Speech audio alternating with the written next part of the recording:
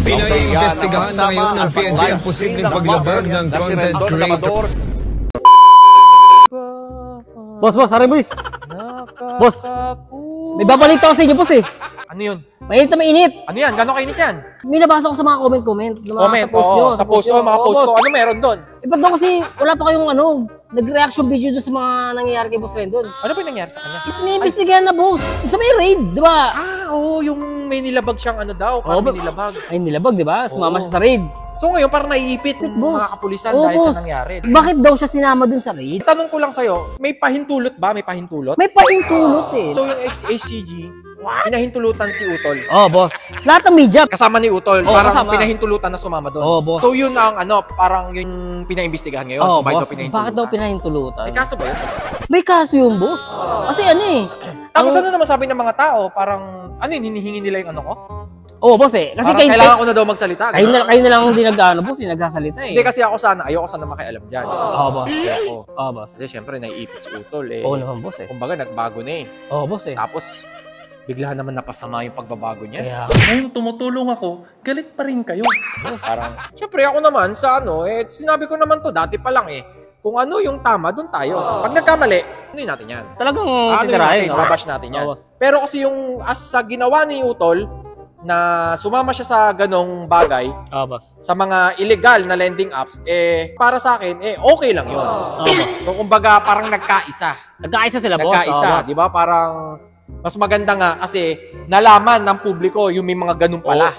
Dapat awareness. Na-aware yung mga tao, Jay, boss, na meron palang mga ganun na mga illegal lending apps. Kaya nga po, illegal. Ang laking company pa naman nun. Tsaka delikado yun kasi baka mamaya ako, halimbawa, hindi ko alam na may mga ganyan palang illegal na tapos mai-scam ako, Jay.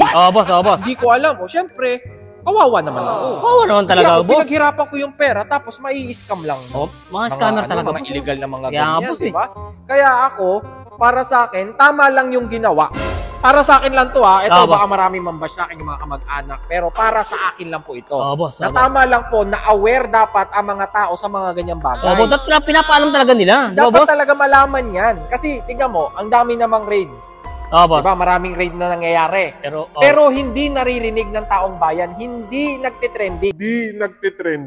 Boss. You know what? Why, boss? Kasi hindi sikat. Tama. Hindi sikat yung mga nagre-raid. Sige, Tama. mag-raid kayo dyan. Wala naman. Awareness. Hindi naman nagtitrending. So boss. ngayon, si Rendon Labrador sumama sa raid. Nag-trending. Boss eh. So ngayon, mas na-aware yung mga tao na putya, may ganyan pala. May ganun pala. May ganyan palang mga scaman. Yung parang hindi legal na na mga lending apps, di ba? Nalaman ng publiko, di magiging aware, di good. Good awareness.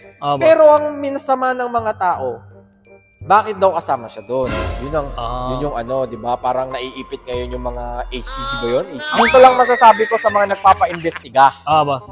Ito naman po ay ko lang, kumbaga parang opinion ko lang. Boss. Bakit hindi na lang po kaya tayo magtulungan? Tama. 'Di ba? Para masugpo yung mga illegal. Tama. Ang gusto ko sabihin na dapat imbes na nagkakaganyan tayo porket si Utol alam naman natin si Utol ang daming basher niyan. Naman, boss. So ngayon siguro yung mga basher niya parang naiinggit. Bakit ganun? Mga ibang reporter siguro hindi makasama doon naiinggit kasi bakit yan pinayagan nyo? Bakit kami? Hindi nyo kami pinayagan kami mas dyan kasi reporter kami. Kaya siguro, pinapaimbestigahan. Siguro, naiinggit ako, hindi pwede yan.